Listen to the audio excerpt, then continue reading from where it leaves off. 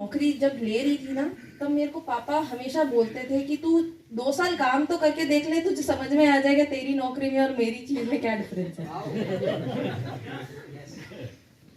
तो मैं क्या कंपैरिजन खूब करती थी, अभी भी करती हूँ पापा से, खूब कंपैरिजन करती थी। मुझे रियलाइज हुआ कि यार मेरे ऐसा तो है नहीं कि मैं मेरे पापा से बहुत ज्यादा कमा रही हूँ।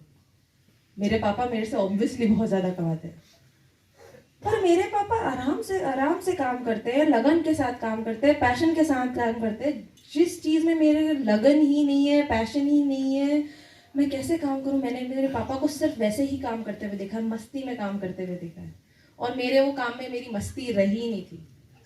उस दिन मैंने ऐसा सोचा कि शायद मेरे पापा जो करते हैं वो ठीक ही है।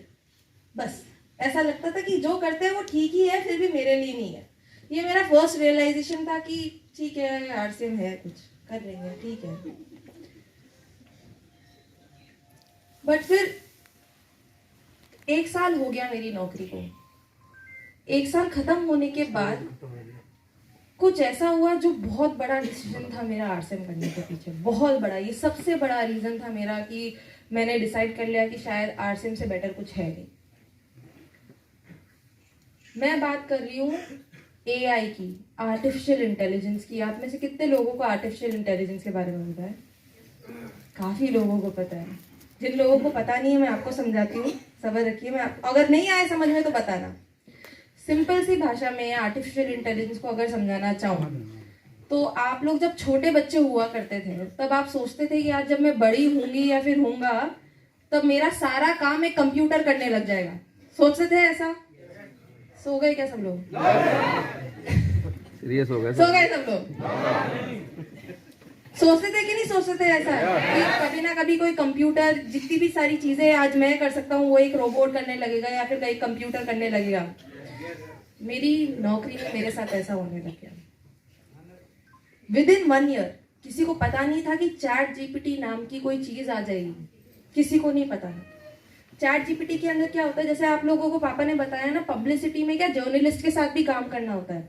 तो कई बार फिल्म्स के ऊपर जब भी आप आर्टिकल पढ़ते हैं तो कई बार उनका पब्लिसिस्ट लिखता है, तो वो आर्टिकल्स मेरे को लिखने पड़ते थे। यूजुअली चैट जीपीटी के आने से पहले वो काम मेरा 2 दिन का काम हुआ करता था, क्योंकि 2 दिन के काम में पहले मेरे को वो मूवी देखनी पड़ती थी, सेलिब्रिटी का इंटरव्यू लेना पड़ता था, लैपटॉप खोल के लिखो और फिर बॉस अप्रूव करता था। पर चैट जीपीटी के आने के बाद आज वो 2 दिन का काम मेरा सिर्फ 5 मिनट का काम हुआ है।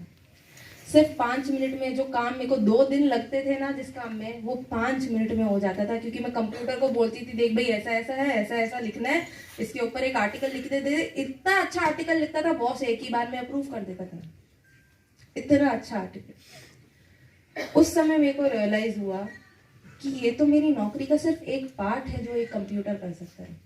धीरे धीरे कंप्यूटर क्या क्या करने लगेगा मुझे भी नहीं पता चलेगा। धीरे धीरे मेरी नौकरी मेरी भी नहीं रहेगी, कंप्यूटर कर लेगा।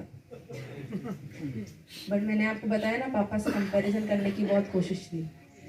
तो मैं पढ़ रही थी, बहुत ज्यादा इसके बारे में पढ़ रही थी, तब पता चला कि सिर्फ और सिर्फ डायरेक्ट सेलिंग ही ऐसा बिजनेस है जो कभी कोई कंप्यूटर आपके हाथ से ले ही नहीं सकता।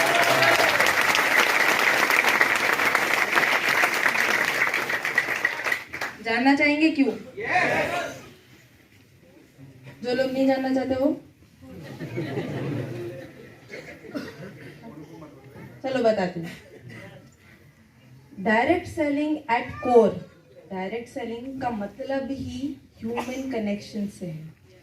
आप जब भी किसी इंसान से बात नहीं करोगे, ह्यूमन इमोशंस नहीं समझोगे, ह्यूमन इंटरेक्शन नहीं करोगे, जब भी किसी से बात नहीं करोगे तो डायरेक्ट सेलिंग हो ही नहीं सकती।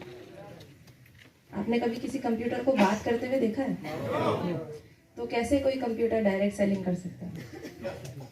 हमें शुरुआत से सिखाया जाता है कि कंप्यूटर को सिर्फ 0 और 1 समझ में आता है। क्या? 0 और 1, वही कोड समझ के आज कंप्यूटर जो कुछ भी कर सकता है वो कर सकता है। पर कभी कोई कंप्यूटर ह्यूमन इमोशन समझ ही नहीं सकता।